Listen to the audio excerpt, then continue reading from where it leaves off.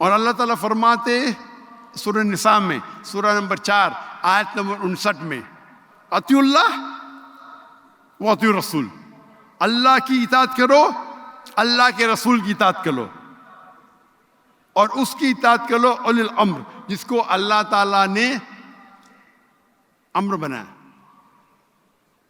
लेकिन अगर जो लोग आलिम है, जो लोग हाकिम है, लेकिन अगर इनमें इख्तिलाफ है, वो आयत खत्म नहीं होती, इनमें इख्तिलाफ है, तो go back to Allah and Rasul, Allah और रसूल के पास जाओ।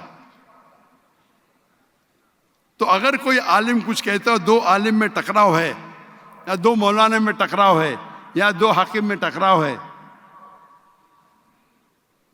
तो हमें जाना चाहिए अल्लाह और अल्लाह के रसूल के पास। अतिउल्लाह अतिउर रसूल।